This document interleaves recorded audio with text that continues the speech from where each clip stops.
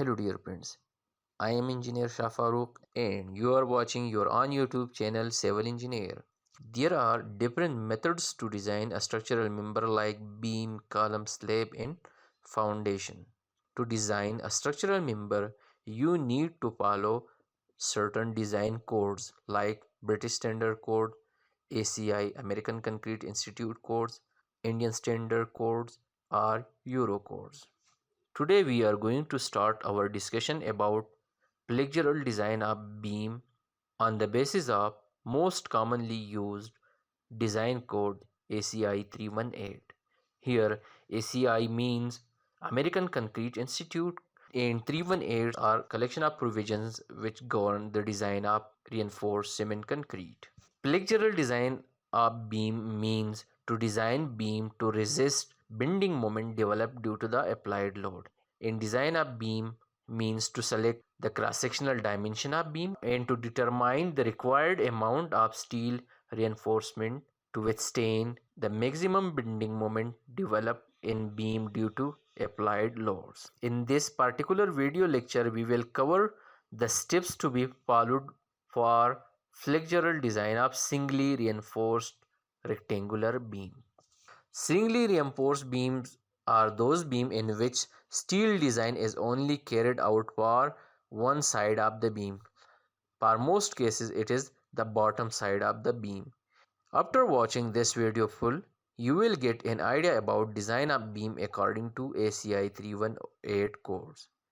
In next video lecture, we will do example of flexural design of beam. So watch this video full and do not forget to like this video. Let's start today's discussion. So in this video lecture, we are going to discuss the design steps for the flexural design of beam according to ACI 318 codes. The first step is dimensions or size selection. The second step is calculation of loads. Third step is analysis. Fourth step is design. And fifth step is drafting or drawing. Now we will discuss these steps one by one. The first step is dimension or size selection. In this step, we will select the cross-sectional dimension for the beam. The length of the beam will be given and we have to select the depth and breadth of the beam. According to ACI 318 codes, the minimum height or thickness of beam can be determined by using the following table. This table depends upon the support condition of the beam. If the beam is simply supported, the minimum height or thickness of beam is L by 16. And if the beam is 1 inch continuous beam, then the minimum height is L by 18.5. For both in continuous beam, it is L by 21. For cantilever beam, it is L by 8. Note that this table is only valid for grade 60 steel. Grade 60 steel is that steel in which the yield strength is equal to 60,000 psi or 60 ksi. For steel other than grade 60 steel, you have to multiply this value by this factor, which is 0.4 plus Fy divided by 1 lakh. In this step, we will try to determine the height or full depth of beam. We will also calculate the breadth of the beam. The minimum height of the beam can be calculated by using the table shown in the previous slide. Breadth of the beam is less than height of the beam. Generally, breadth of the beam is equal to height divided by 1.5.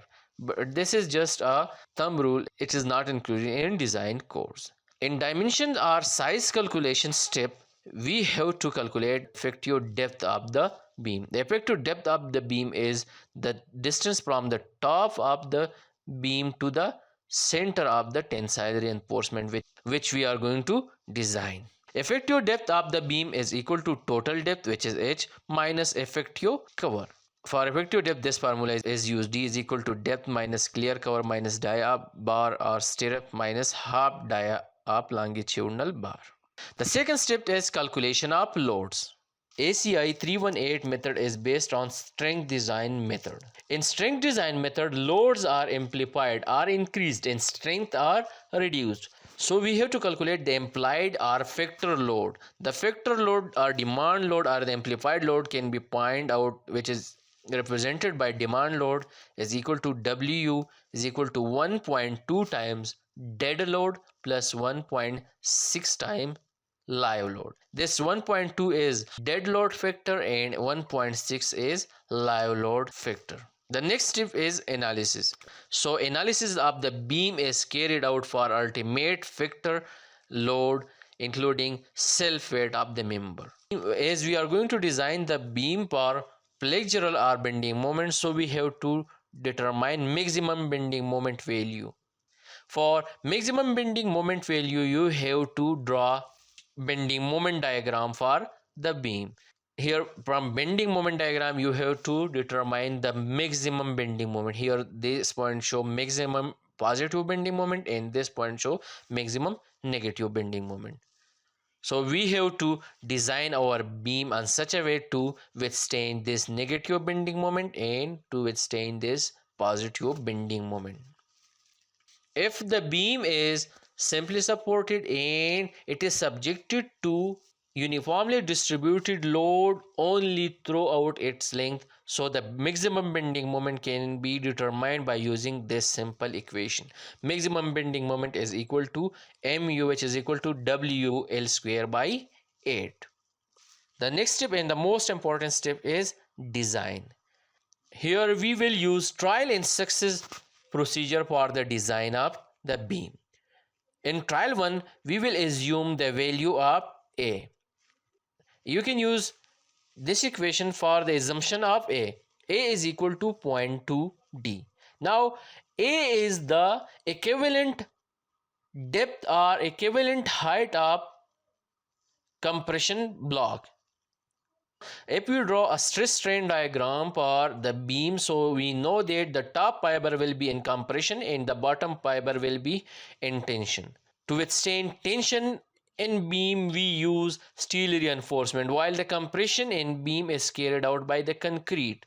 The compression stress diagram for the beam is parabolic in shape, and the equivalent depth of the compression block is represented by A.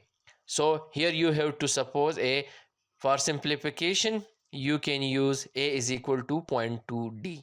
D is the effective depth of the beam. Then find the area of steel AS by using this equation. AS is equal to mu divided by pi strength reduction factor into Fy yield strength of steel multiplied by D, which is the effective depth of beam, minus A by 2. A is the equivalent depth of the compression block.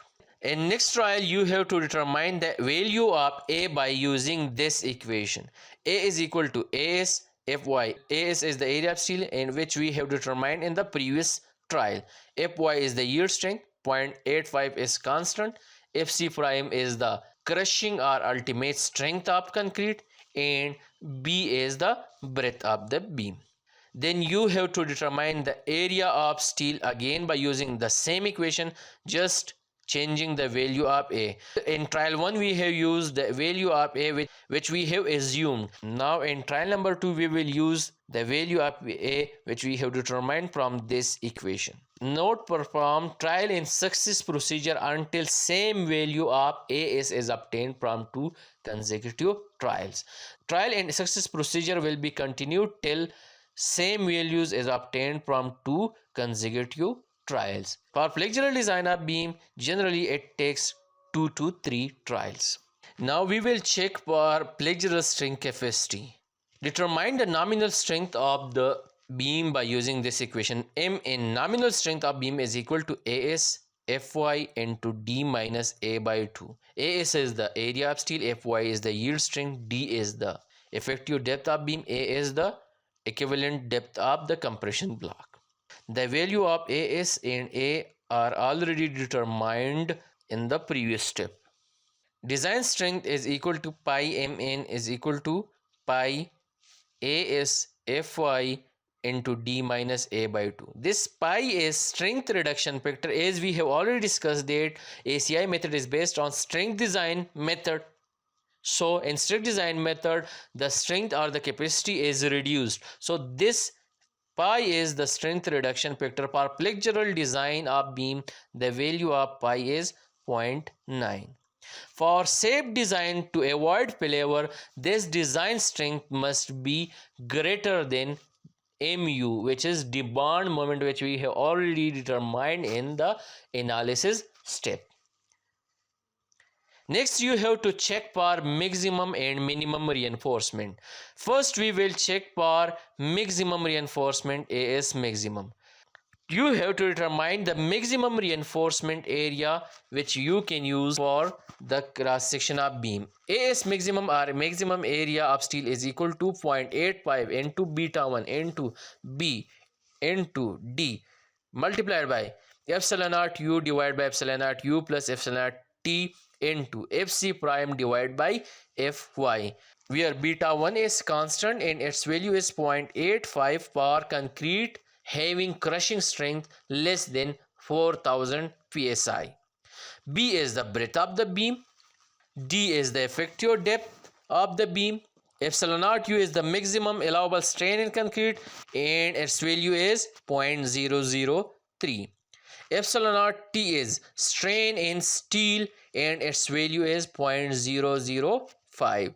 Fy is the yield strength of steel and Fc prime is the crushing or ultimate strength of concrete. You have to provide area of steel AS less than maximum area of steel to make sure that the design is ductile, not a brittle one, or to avoid a brittle design.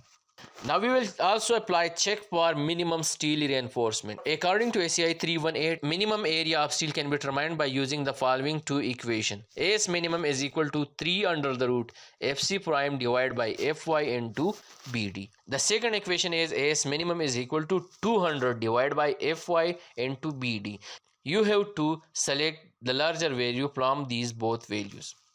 Area of steel must be greater than AS minimum. If the area of steel is less than AS minimum or minimum steel reinforcement, you have to use this AS minimum for the design of the beam.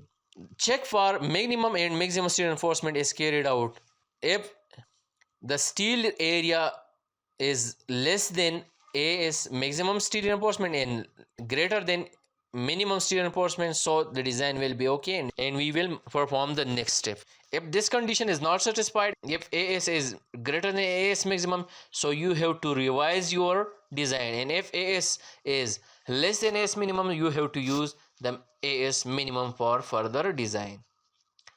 Next, you have to find number of bars and you have to perform bar placement. The last step is drafting. In this step, based on the design of the structural member, structural drawings of the members are prepared showing the dimension of the member, which is height, breadth and length of the member, and details of reinforcing steel bars. It was all for today. Thank you very much for watching the video full. In next video, I will practically design a beam for flexural. The link of that video is available in the description box. Thank you very much for watching the video full.